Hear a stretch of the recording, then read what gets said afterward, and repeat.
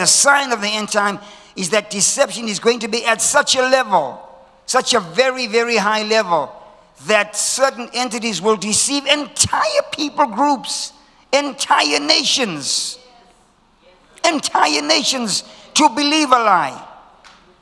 And so, if you look at the different media outlets, I'm talking about those that are watched globally.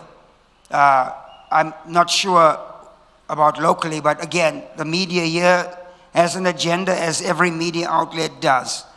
But if you look at the CNNs, the major American outlets, Al Jazeera seems to be the most balanced and so on. BBC has its days, But generally, there is an underlying message, and it's slowly conscientizing everybody. We need a solution. And so a huge test for the world and a huge test for the church was 2020 with COVID-19.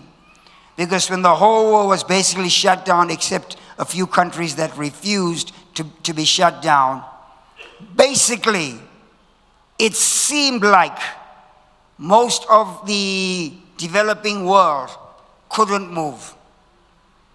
You couldn't buy, you couldn't sell, you couldn't trade, you couldn't go out.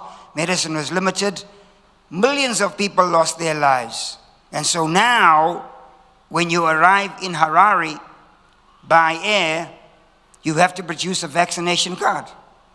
And if you arrive without one, you have to at least have a valid PCR test that is within 48 hours. One man was trying to explain in his language and so on. They just explained to him in simple language, the plane that you came on is waiting for you to take you. And he tried to explain he had contacts and so on and so forth. They said, you may have contacts, hopefully they can bring you a vaccination card. I don't know where the story ended.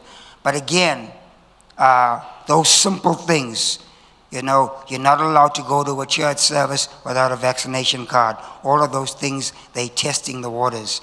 You can't go into a supermarket without certain credentials. You can't do this if you don't have that. And so Cheech and I were in San Antonio in February. We had gone for our wedding anniversary, and Mom had to have some sort of medical attention there. And so while I was waiting, while she was being worked on, one of the assistants there, who was helping organize our room, had just gone to Boston. And he had gone to his bank, and the bank had said to him, we're moving in technology, would you like to be part of an experimental program? And they scanned his credit card and details on his right hand. And so when he checked in, he just used his right hand. Barcode was there, checked in. I went into a store in Massachusetts, in Boston, and just walked in, and you just buy goods. And there's a little thing that says, put your goods in your bag, check out. So it scans the barcode into the bag, scans the barcode into the bag. Nobody there to help you. If you have a card, you just tap it, or you put it into your PIN. He didn't have to do any of that. He just put his hand there, acknowledged his name, and said, your account has been debited. That's how far this has gone.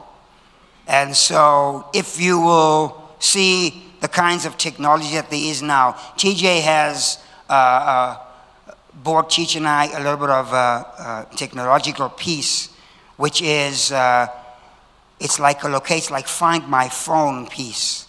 And so it's Find My Luggage. And so it's activated on my phone. So you put this tag on the bag, and at any given moment, anywhere in the world, if your bag is missing, it can find your bag. So I was sitting at the office last week, and I didn't know where my bag was. When I tapped Find My Phone, it said, our address, 8 David Inn Close. If they can do that, think of what they can really do. So the mystery of iniquity is working right now. You are being observed right now. Who you are voting for. Oh yes.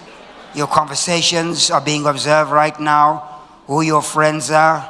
When Cheech and I came out of the Bahamas, in the Bahamas, the American immigration is on the Bahamas side. So they treat that flight as a domestic flight. And as we came through, Cheech checked in first, and then there was a person, and generally they told us that per day, there are between 4,000 to 5,000 people per day coming in and out of Nassau. That's maybe 8,000 to 10,000 suitcases being handled in and out. And so Cheech checked in, and the person attending to me said, "Wait a little, Mr. Bismark," eventually got to me. And then we walked through happily. We got to the immigration stand. And Mom gave her passport. He looked at it. "Is this your boarding pass?" "Yes." He tapped her boarding pass. And on his TV screen, her suitcase showed up. He said, "Is this your suitcase?" She said, "Yes." And he pressed a button. And everything that was in that suitcase was visible. He then said, "We don't stamp you in anymore in the United States because we know everything we need to know about you." And then my suitcase, he hit my boarding pass. And our suitcases, of course, were separated because there's so many. He hit my boarding pass. Boom, there was my suitcase. "Is this your suitcase, Mr. Bismark?" I said, "Yes." Pressed the button, and everything that was in that suitcase was seen. He said, "This route is known for moving and trafficking a lot of money and drugs." He said, "But this is a small part of what we can actually see and what we actually know." And so this thing is working. It's working. It's on the top of your phone in your house. It's on your television while you're watching Liverpool battle for 5th place. It's on your sunglasses. It's in your tie. It's probably in your shoe. It's a tracker in here. It could be in your tooth when they do something for your teeth. Those things you see in James Bond where they're calling each other on a watch, that's old technology. What they can really do and what they can really see is pretty stunning. And if you don't know the Lord Jesus Christ, you are in serious, serious trouble. And so as the years go by, Trish, we are being sensitized to a one world system, to an organism that will control what we do, how we do it, how we buy, how we trade. And so Africa, with its 54, 55 countries, we need each other. Being independent is a great thing and an awesome thing. But when you compare 13, 14 million Zimbabweans trying to fight an entire world system besides the Chinese, it's almost impossible for an economy that has so much potential to survive when you got the big money guys sitting wherever they are that are just choking the life out of nations. Ask the French with what they do with Francophone countries. All of these are little experiments, because at some point when the next world crisis hits, the 2020 experiment that worked in some places, that will be rolled out on another level. It's called the mystery of iniquity.